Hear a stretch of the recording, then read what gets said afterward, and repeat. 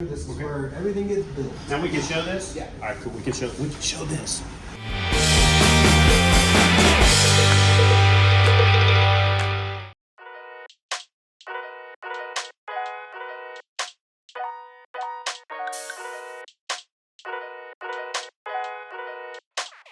Chad Hoover.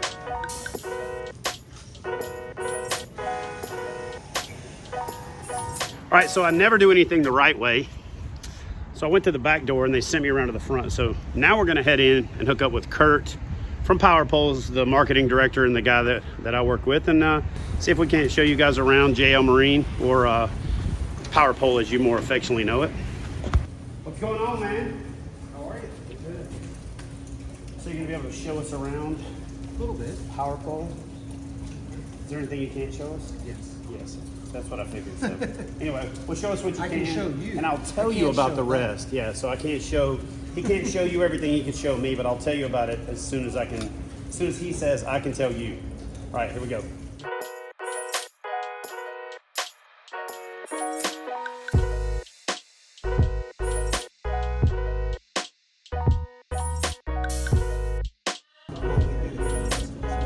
So look, the audio is not great on these types of videos because I'm not a pro, but I'm gonna reiterate what Kurt said.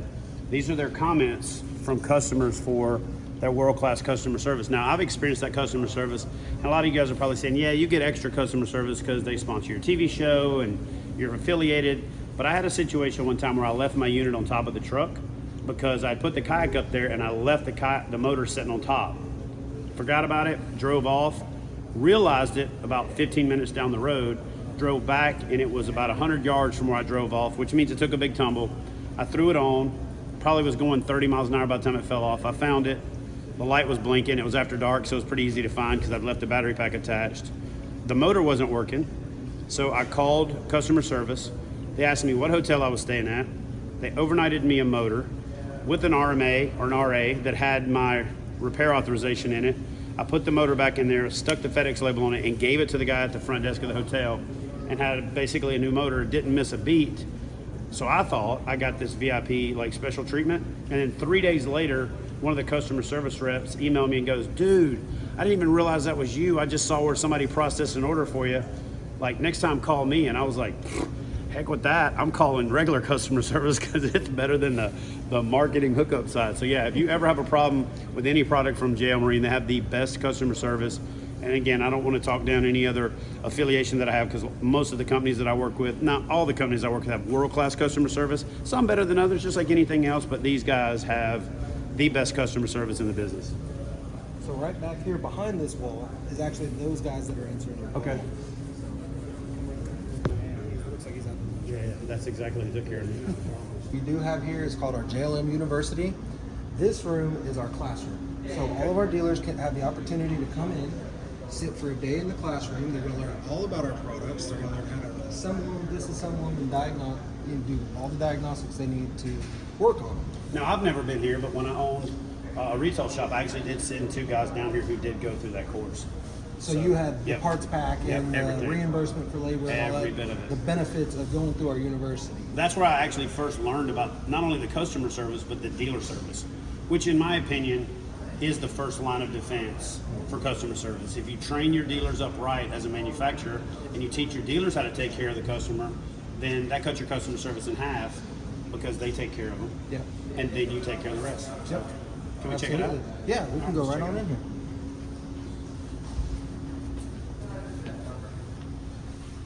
So we've got all the different models: Blade, Pro, Sportsman, Micros. We've got all the different pumps that go along with them. We're setting up for our charger system because we just released our charger system back in November. And just everything you could want, man, is in this classroom. They've got boards that need to be tested, and anything that you can think of. We go through all the different scenarios, train them up on how to diagnose them, and that way they can replace them on the field as quickly as possible. And it also allows the techs in the field to speak more intelligently to customer service to get to a resolution faster. Yes. It's not as big a deal on a kayak because you take this motor off, you put a new motor on. But when you get into some of the advanced systems that are on the boats, like the blades and your standard pole and all that stuff, then that's on your boat. if it ain't working, neither is your boat until you get it back. So Yeah. that's why these guys literally have to have world-class customer service to be what they are, right? If you ever fish a power pole product or a silent water or a shallow water position holding device and you don't have it, you can't stand not having it. It's one of those things where, you know, I have to go back and forth a lot of times between using my power pole and using my motor, and the times that I don't have it, like, it's maddening. But I also have a solution for that coming real soon, so don't y'all worry, it's coming. So what we have here is our Red Knuckle Award is basically our Employee of the Month. We get little plaques for each one of them that are Employee of the Month, and we put them up on these red boards here for the year. And then the Platinum Blade, which you'll see up against that wall there, is our Employee of the Year. Okay. So first there'll be a Red Knuckle nomination through the Employee of the Month, and then they're basically qualified for Employee of the Year, which comes with a nice package. One of them took a trip to go to their mom and then to their home city in Mexico, and actually got to visit family, all paid by JM. Oh, nice. So So is Red Knuckle kind of the counter gentler version of what we had in the military? Is Bloody Knuckle? Means you're hardworking? Yeah, Is that pretty okay? much. Cool. Essentially, yeah, it's hardworking. I was in The top aviation of our- maintenance. One of our main pivot points is the knuckle at the top of our power. All right. And that's where it kind of came from. So, Cool. because it does a lot of hard work. Yeah, so in the military, especially in aviation maintenance, which I was in for almost 20, well, actually I was in for 20 years, we called it bloody knuckles when you're in there turning wrenches and you're banging your knuckles up, so same concept. All mechanics have bloody knuckles. All of them, all good ones. Yeah. So moving on from this area, this is our production room. This is Okay. where everything gets built. Now we can show this? Yeah. All right, cool, we can show this. Most of it. we So can- listen guys, I'm not gonna bore you or excite you, or I'm not gonna do a video on building one. Here's what I will tell you. I'll link up in the description box where you can just go watch B-Lat build one, because he came and built one on video. There's 3 or 4 other build videos that I'll link up, so instead of trying to do that, we'll just link up to the guys that's already done it better than us. So here we go. Brian had a fun video He too. did, it was great. Actually, what I'm trying to say is his video is better than I can do, so I'll just link to that video in the bottom and then you can go watch him build one. So this is the main production room where everything gets pre-assembled and assembled. They're actually doing a build in the back, so we'll take you that way. So now we make our way out to the warehouse. So this area here is our pre-build kind of setup area. So you can kind of get the gist of what's going to happen next in our production room by looking at what's out here. We're going to be boxing up adapter plates, building some displays for micros, and getting everything ready.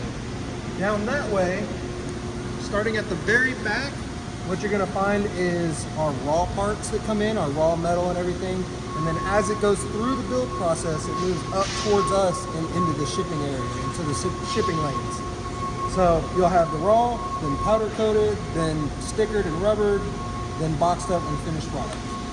Nice. So do you guys naturally just create a very efficient process? A lot of people don't realize this, but I was actually a Lean Six Sigma theory of constraints practitioner while on active duty in the Navy. So this is one of the most, honestly, in the marine industry, this is the most efficient setup I've seen. With the intake, the staging, to the assembly, to the bell curve, the U, the backwards curve, that's called a Kaizen model in the world of Lean Six Sigma. So you can see everything and the process is clean. So is that something you guys just did naturally, or is that something you invested in for efficiency's sake? A little bit of both. Okay. So we got the experience naturally on how it needed to move down the line. But then we did have a couple of people kind of give us some insight on how we can make it even more efficient. And a couple of our engineers are actually really good at that as well. So they came in, helped us out. Now it's to where we're at today. And I'm sure there's still processes that can be improved upon because you're never done improving. It's called CPI, continuous process improvement. That's it. So listen, I'll tell you, when you see a company that's investing in that, they're able to pass on to you a better value because they're not spending a lot of money on waste. A number of times I was put in charge of going to a company or a unit or a command, as we called it in the military, and say we needed to focus on getting lean, we needed to focus on removing waste. And 9 times out of 10, you're met with resistance by the leadership who says, we don't have time for that.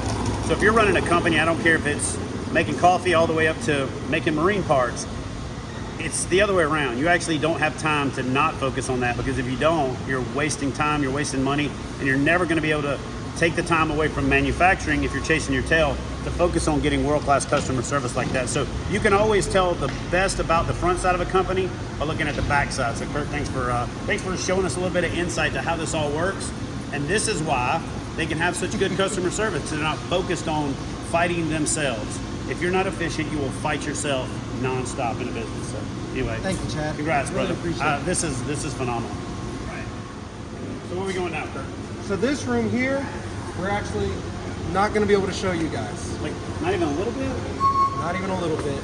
All right, guys, sorry. So I'm going to follow Kurt, but you can't follow me. But I'll tell you what I can tell you, which is probably going to be nothing. I can tell you how cool it was. That's what I'll be able to do. So anyway, here we go. So in our company, our IT guys will come and randomly inspect your computer. And it looks like I had actually only left mine open and not locked. So if you'd like to take a look at my background now. Some powder puff girls or whatever they are.